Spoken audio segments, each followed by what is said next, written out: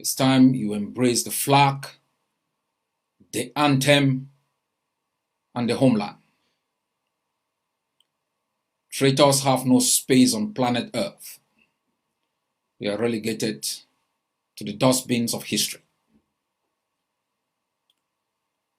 Yesterday, we observed from the dusty alleys of the streets of Nigeria, where our refugees, though living in squalor, dependency, and uncertainty, rose up to march in celebration and in honor of all the heroes and heroines who continue to battle the enemies of our land.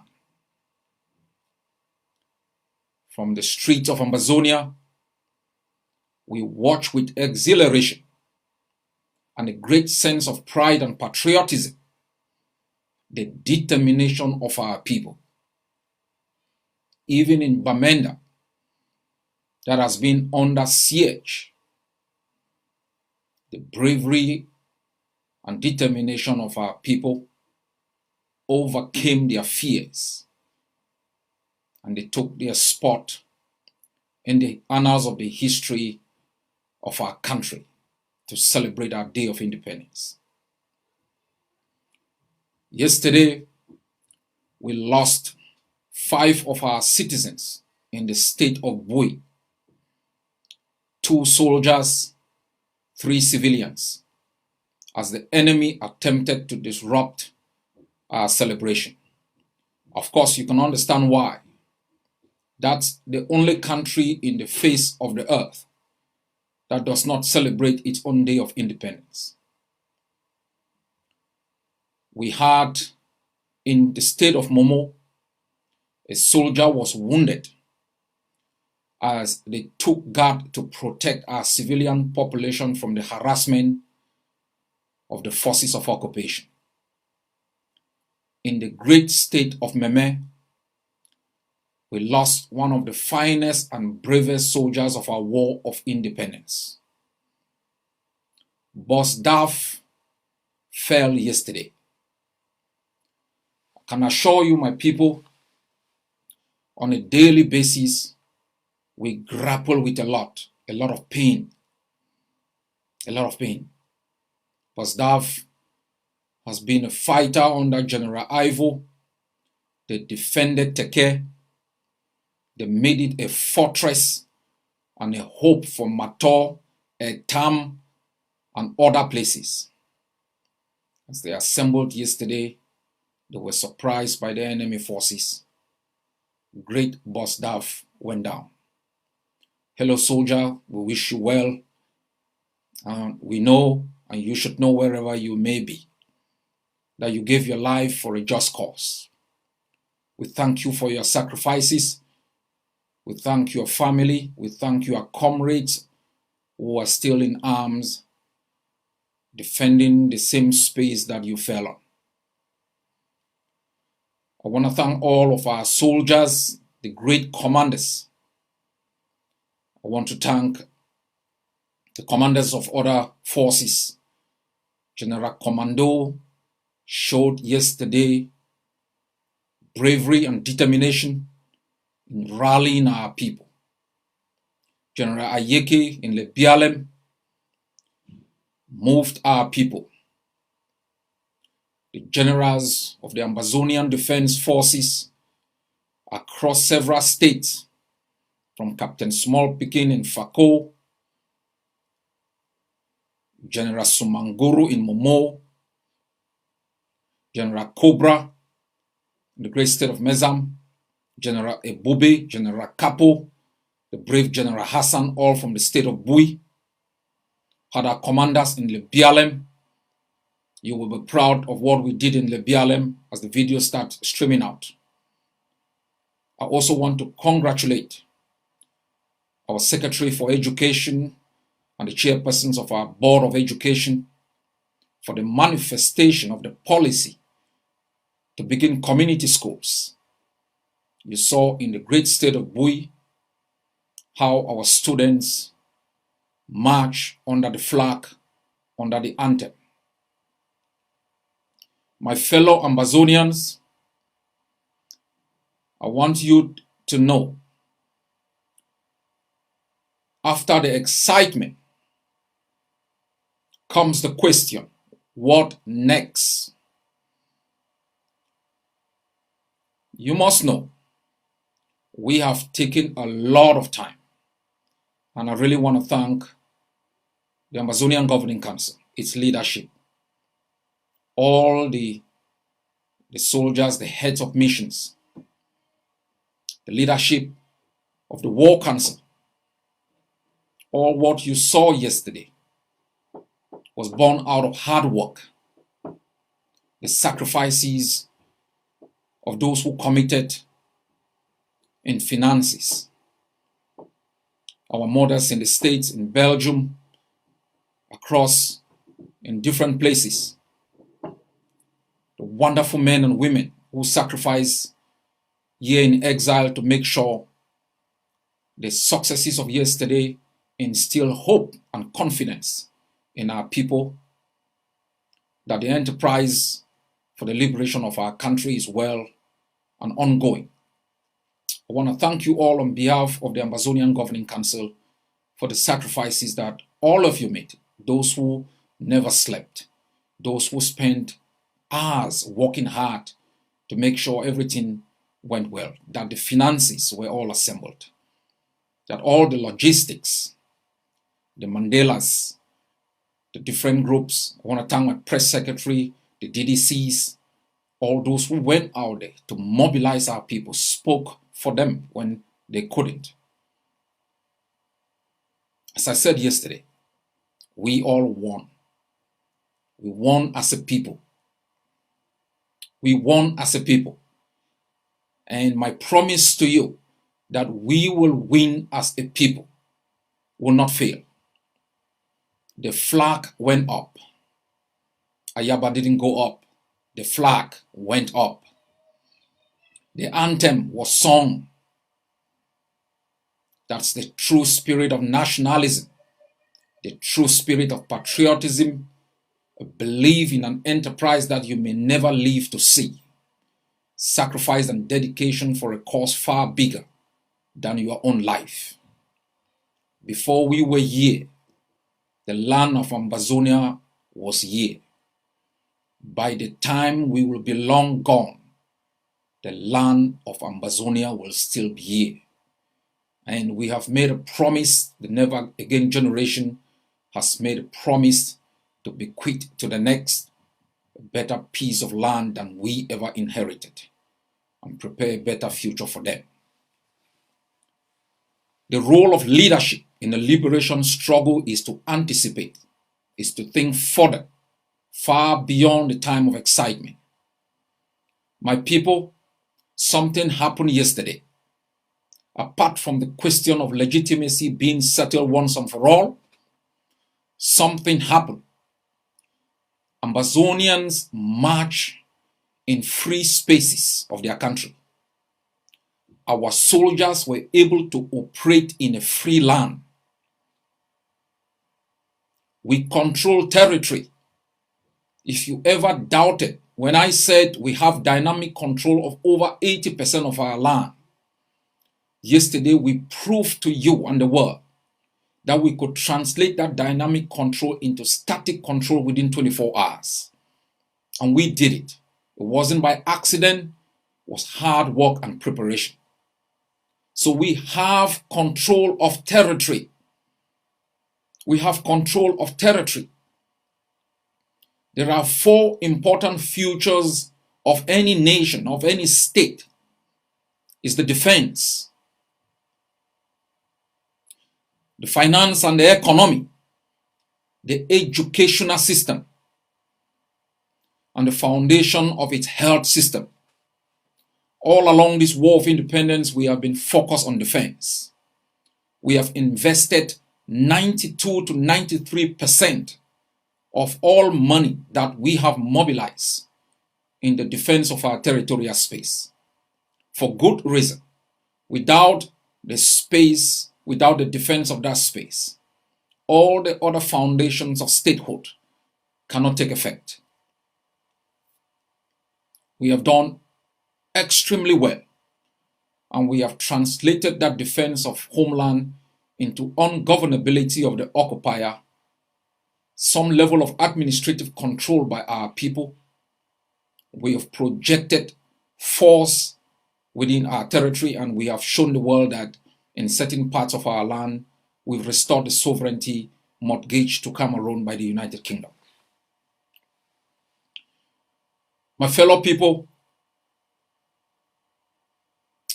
after yesterday, we all must ask ourselves, what next?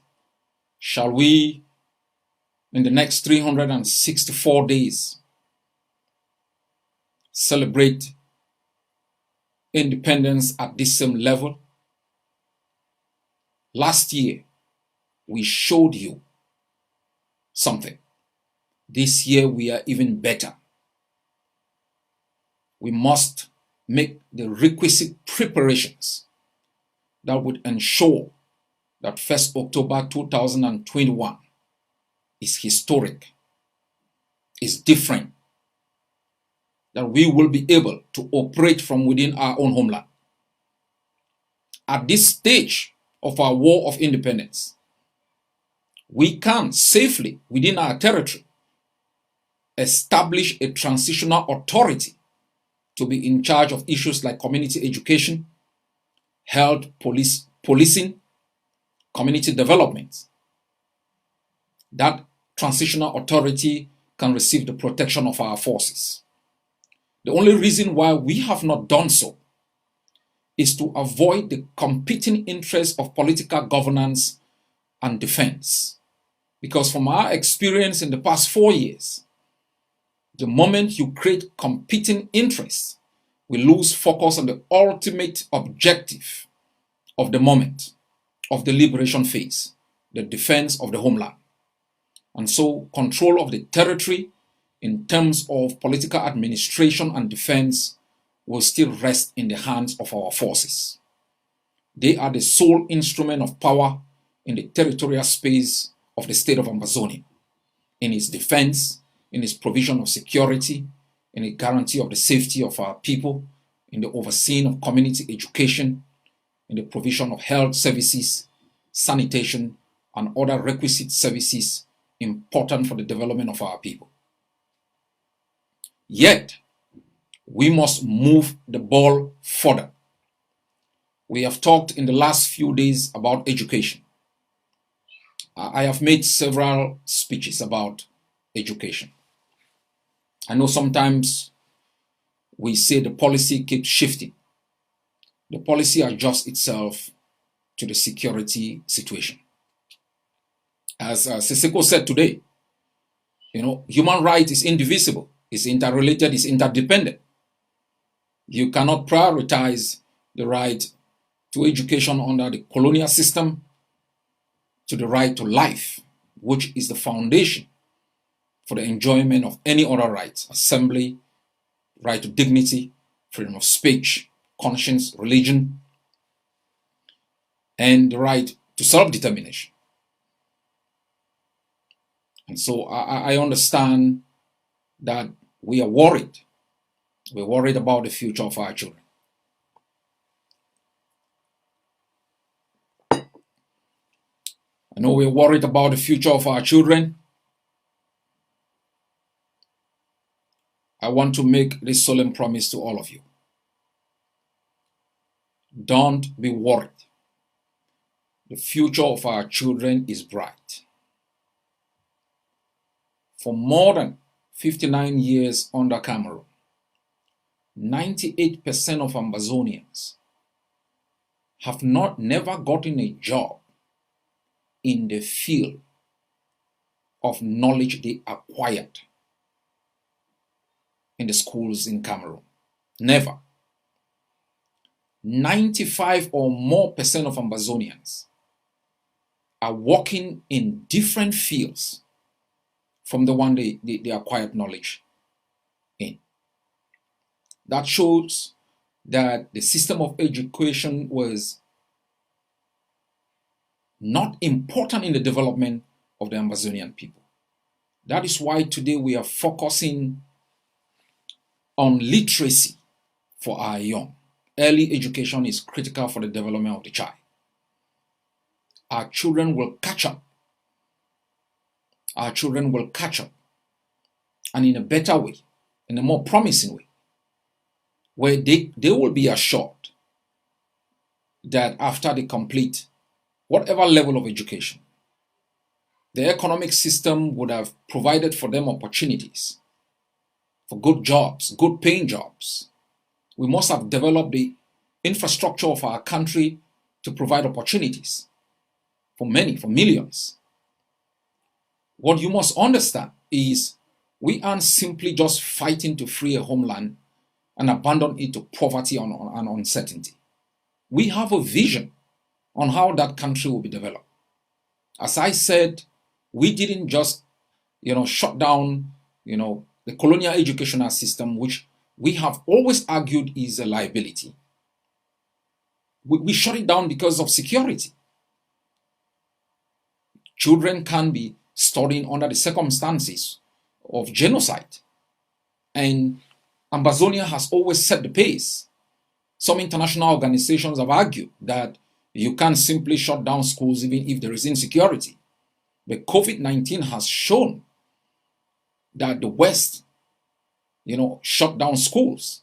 When we started lockdown, they accused us of, destroying the economy. The West has copied. Ambazonia sets the pace. We're the trailblazers. The West has been shut down, has been locked down because of a pandemic.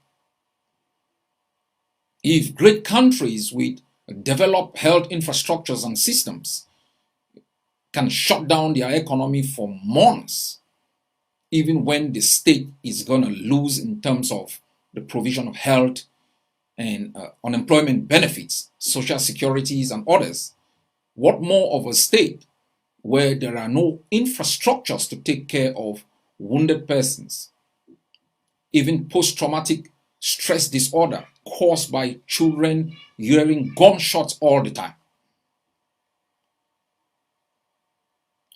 And once we make this solemn decision that the right to life and the security of our people, of our children, and the right to quality education trumps an educational system that is, creates a liability, we began immediately to work on an alternative system. And I announced a few months ago that we have put together a team of seasoned educationists, the best in the field, to look into the kind of curriculum of education that we will have that will reflect both our political and economic and social contextual realities.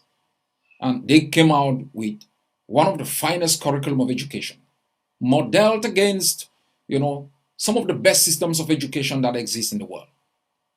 They studied the educational system of Norway, they studied that of Finland, that is classified as one of the best, that of Singapore, that has moved the country that equalized most African nations from abject poverty to almost a state of, economic equilibrium and welfare equality. And they have come out with a wonderful curriculum of education. They have, remember, don't forget, we live under a system with a GCE board that you and myself fought and bled on the street for, but hijacked by the same regime. A GCE board that could still not manage our educational system. On the setting of exams, script were still being set in half-baked Pidgin English and French.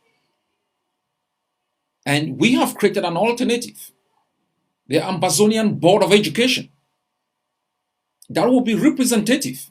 It's not going to simply be a hierarchical structure. It's going to be representative of the different system of education that going to be established within our country.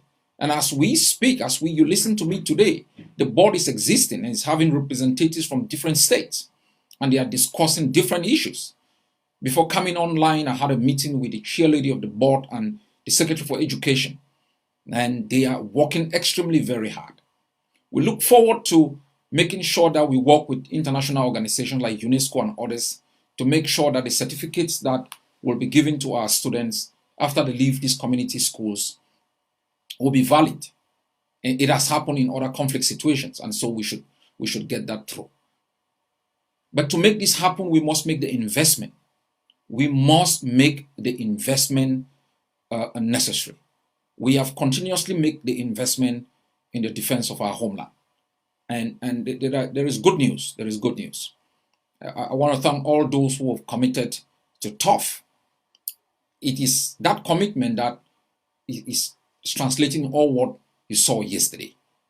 And as we set the pace last year, when you saw soldiers marching in uniforms, all other blocks did the same this year.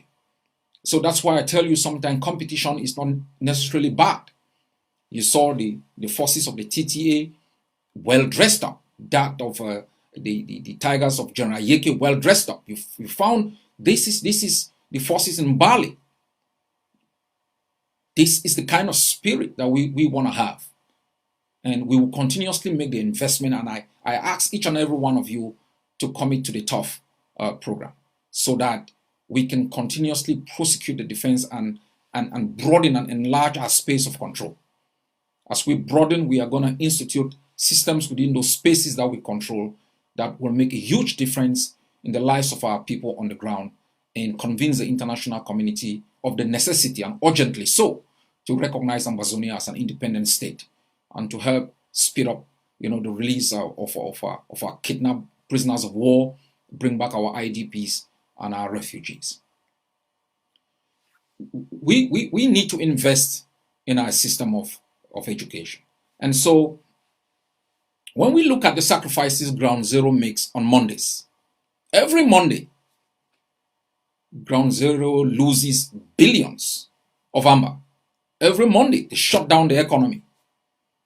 Women, our bayam sellers, our taxi drivers, our Okada riders, traders, educators, and professionals, nurses, doctors, they shut down. They lose money. They sacrifice. They've been doing so for 4 years. And each time we've been monitoring. There was ghost in Victoria, and we are cheering. Hoopla, hoopla. Bamenda was totally ghosted. That's wonderful.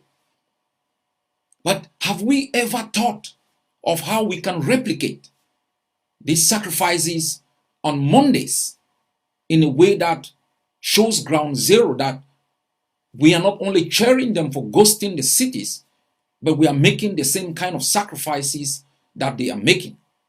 Of course, we can't put ourselves in harm's way because we aren't in the theater of operation. But we are making sure that we are protecting them by providing the weapons for their defense. But we can do more. That is why today I am announcing the launching of the Country Sunday Fund. The Country Sunday Fund will be a unique opportunity for the other three aspects of the foundation of any state to be taken care of.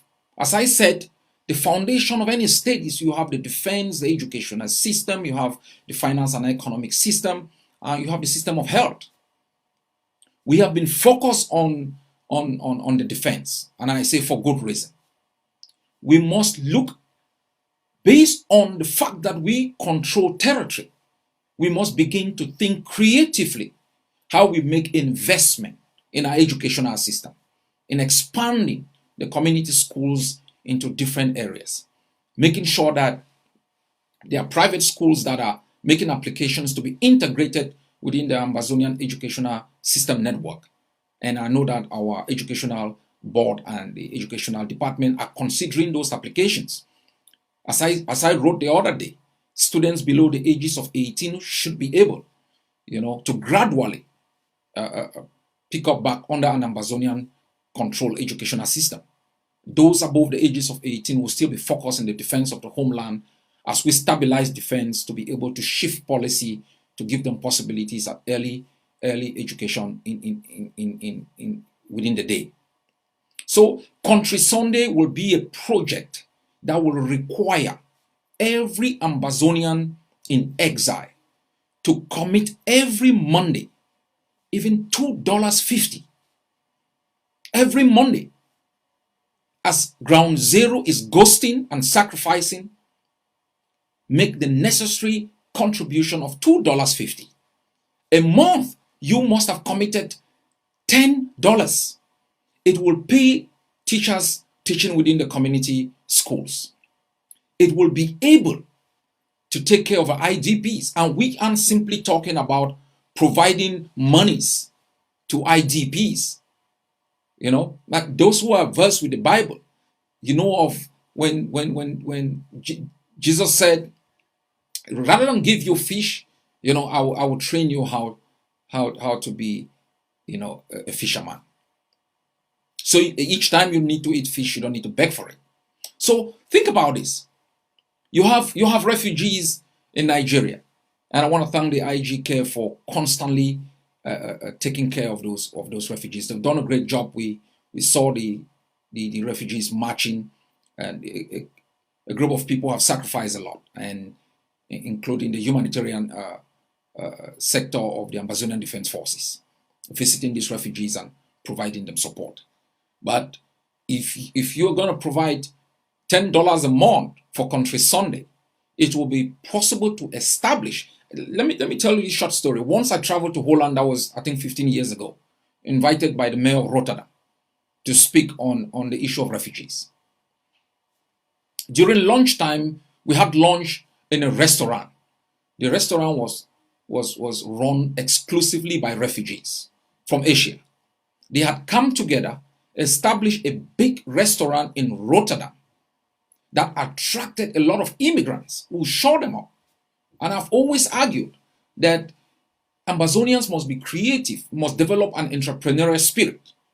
So you establish even a little restaurant for our refugees in Nigeria, put, say, 2 million amber into that, and get a couple of them employed in that. They will generate enough money to provide some support to women, to girls, some form of support to our children, to the elderly, and we will not need to constantly provide them with funds.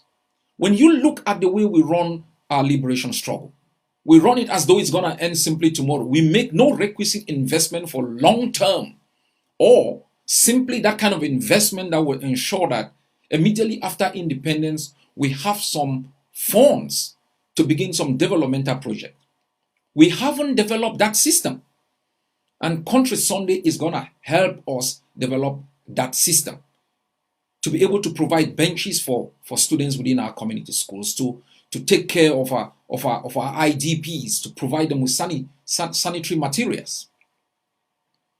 You find in our land, in the areas we control, health infrastructures dilapidating.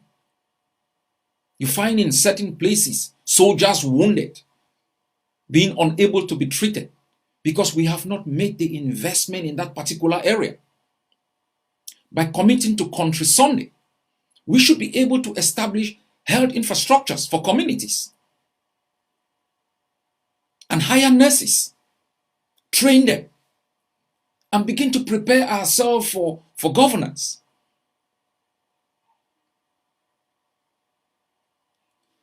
We have set up a formidable team that will be speaking to you on Country Sunday. I appeal to each and every one of you to replicate the sacrifices of Ground Zero. When I ask you to commit to defense, it didn't take long before you saw the product of your commitment, of your investment. Soldiers well trained, well dressed up, well armed, doing community work. Today I ask you to make the same commitment for the preparation that we need to make for the period of transition. We should make long-term investment, and you will see the benefit of it. When you start seeing health centers cropping out year and day, you start seeing our children entering classes built by us. You start seeing teachers better paid than they were before. You start seeing the initiatives that will be taken with our refugees, bring the primary guarantors. That's how Palestinian refugees have been taken care of.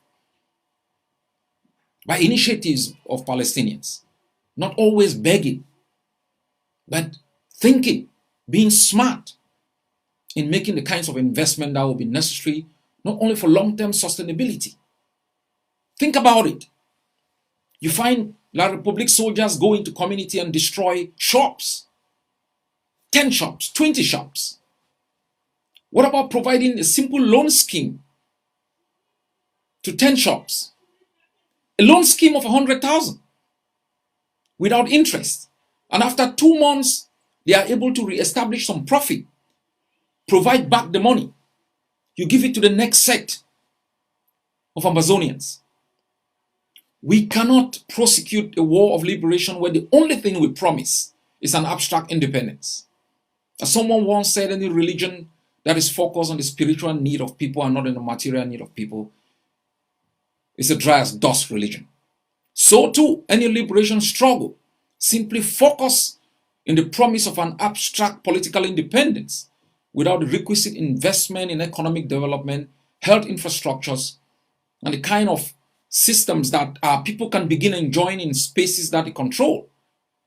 A new model that they can see, different from the one that they've lived under in abject poverty and delinquency. That is what Country Sunday is going to do. Every Monday, we should make the kind of sacrifices that Ground Zero makes. $2.50. A month you must have given 10. Refugees wouldn't be crying. Wounded soldiers wouldn't die. La Republique knows you break the shops of our traders. We have a loan scheme that is going to give them some support in the interim for them to raise profit to return the loan for the next batch of people. We should begin preparing ourselves for the transitional phase, because what you saw yesterday shows that the liberation phase is rounding up, and we should make more investment. I ask each and every one of you, wherever you may be, to make also more investment in defense. I will be asking Amazonians to commit 500,000 US dollars. I will be coming to you personally to make 500,000 US dollars available to defense for us to complete this phase. We are doing something. You will see it soon. Don't give up on your commitment. Commit. It's an investment that will not fail you. If you made an investment 4 years ago, for all of you who are entrepreneurs, imagine the kind of investment we made in blood, deprivation of liberty and treasure. Look how far we've come. Pride of a nation, a flag and anthem, a territorial space we control. Educational system, pick it up. Make the investment, my people. We will deliver to you the new nation with a foundation of prosperity. Don't give up on us. I have constantly reminded you that the amount of division that you think there exists in this liberation war is somehow a fantasy. Chaos is always created by those who are disaffected by stability. Amazonians are united. They are united. We wouldn't cede an inch of our land, and we wouldn't ask an inch of theirs. Freedom or resistance forever. You got that from Kondengi today. So fellow Amazonians, I ask you to commit more. As I said, I'll be coming personally to each and every one of you. You know yourselves. Make an investment in the Amazonian Defense Forces to eliminate the last resistance stronghold of La Republique du Cameroon, and to create more space for the investment you will make in Country Sunday to develop the foundation of our educational system, our economic system, our health infrastructures, to take care of the elderly, the sick, the wounded.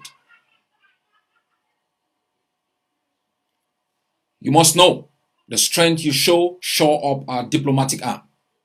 We are doing well in our international diplomatic effort. We are making strides, positive steps. You should be confident in the policies we've put in place. They are sound policies. We are respectable people today because we haven't blinked in the face of genocide, in the face of massacres, in the face of political extortion, we haven't blinked. We've maintained sound political judgment in every decision that we have made. It has served our war of liberation well, and it's going to serve the Ambazonian people well. We will continue to inform you on the strides we are making. Some will remain classified, not for purposes of secrecy, but to avoid sabotage. But you should be rest assured the three arms, defense, diplomacy, and internationalization, is all well. You saw yesterday the UK mission of the Ambazonian Governing Council was out demonstrating our citizens in the United States, Ireland, across Europe, Berlin, and other places, Johannesburg, Cape Town the other day. They have all rallied to show that though they are not on GZ, they can still raise the flag, sing the anthem, and make Ambazonia a place everyone, citizen or non-citizen, can take pride in. We have developed and put in place policies that will not only liberate, but will relaunch Ambazonia on the first day of transition. You, the people, will have the ultimate say in the kind of system that will be established in the time of governance. You will have the power and consent to appoint, hire, and fire the people that will take care of instruments of government. For the moment, I want you to focus on liberation. I want you to show respect, continuously educate our people. I mean, make the kinds of sacrifices that are necessary for the defense of our homeland. Be proud citizens of your country. Thank you for all what you have done. It has not only secured the future of the next generation, it's giving hope to all families who've lost loved ones. You plastered big smiles on the faces of our prisoners. They know they are coming home soon. And all of us, not long from now, should be taking our places in the country of our birth, free of the tyranny of a hateful neighbor. It hasn't come cheap. It has come with blood and sacrifice. Thank you, my fellow citizens. God bless you all, and God bless our country.